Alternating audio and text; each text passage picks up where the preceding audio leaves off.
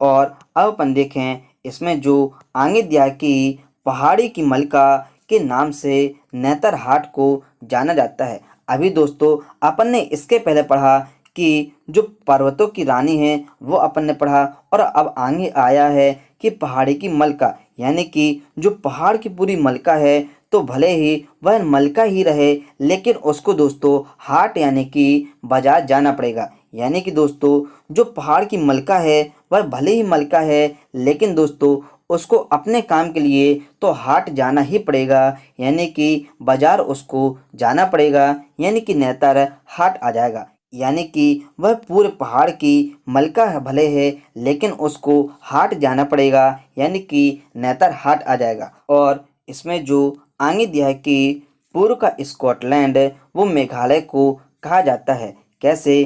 क्योंकि दोस्तों जो मेघ होते हैं यानी कि जो बादल होते हैं तो वो अपने समय के पूर्व ही बरस जाते हैं, यानी कि समय के पहले ही बरस जाते हैं। और वो क्यों बरसते हैं?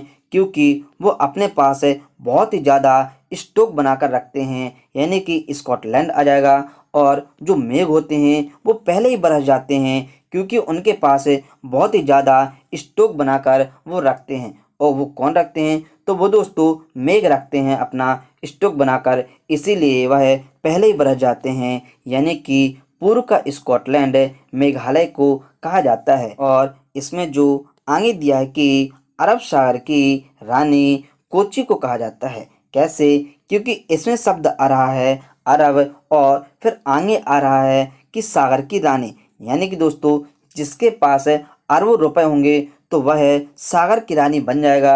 यानी कि अपन एक हिसाब से कह सकते हैं कि उसके पास बहुत ही कोटि पैसे हैं। कोटि मतलब कि कोची आ जाएगा और वह पूरे सागर की रानी है क्योंकि उसके पास अरबों रुपए हैं, यानी कि उसके पास कोटि रुपए हैं, यानी कि कोची आ जाएगा।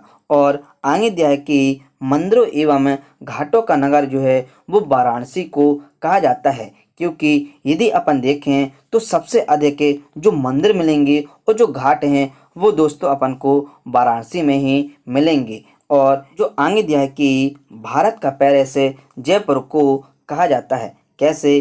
क्योंकि दोस्तों यदि कोई व्यक्ति रेस लगाकर आएगा यानी कि पेरिस से तो उसके अपन जय जयकार बोलेंगे, क्योंकि वह अभी अभी रेस लगाकर आया है और वह जीत भी गया है। यानी कि जो भारत का पेरिस है यानी कि रेस आ जाएगा। और जब कोई व्यक्ति रेस जीत कर आता है तो उसके अपन जय जयकार लगाते हैं, यानी कि जयपुर आ जाएगा। और आगे दिया है कि पहाड़ों की नगरी के नाम से डूंगरपुर को जाना जाता है। कैसे? क्योंकि पहाड़ों की नगरी दोस्तों ना कि पहाड़ी की मलका, क्योंकि जो पहाड़ों की मलका है वो दोस्तों हाट जाएगी यानी कि नेतर हाट है, लेकिन इसमें शब्द आ रहा है कि पहाड़ों की नगरी यानी कि पूरे के पूरे पहाड़ ही बस गए हैं पूरे नगर में, तो अपन उसको कैसे ढूंढेंगे? यानी कि जो पहाड़ों की नगरी है उसको अपन डूंगरपुर यानी कि अपन उसको ढूंढ नहीं पाते हैं कि कौन सी नगर कहाँ पर बसा है, क्योंकि वह पूरे के पूरे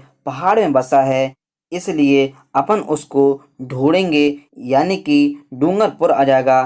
तो एक बार फिर से अपन देख लेते हैं कि पहाड़ी की मलका यानी कि भले ही पहाड़ी की मलका है लेकिन उसको हाट जाना पड़ेगा, यानी कि नेतर हाट आ जाएगा। और जो पूर्व का स्कॉटलैंड है वो मेघालय है, क्योंकि जो मेघ होते हैं वो पहले ही बरस जाते हैं, यानी कि पूर्व आ जाएगा। और उनके पास बहुत ही ज़्यादा स्टॉक बनाकर रखते हैं, इसीलिए वह अपने समय के पहले ही बरस जाते हैं। और इसमें जो अरब सागर की रानी है तो जो सागर की रानी है उसके पास अरबों रुपए यानी कि उसके पास कोटि रुपए हैं, यानी कि कोची आ जाएगा। और जो मंदिर एवं घाटों का नगर है वह वाराणसी है। कैसे? क्योंकि सबसे अधिक मंदिर एवं घाट अपन को वाराणसी में ही मिलते हैं। और भारत का पेरिस यानी कि कोई व्यक्ति यदि रेस जीत कर आता है यानी कि पेरिस यानी कि रेस यानी कि जो रेस होता है उसमें यदि कोई व्यक्ति जीत जाता है तो उसकी अपन जय जयकार लगाते हैं, यानी कि जयपुर आ जाएगा।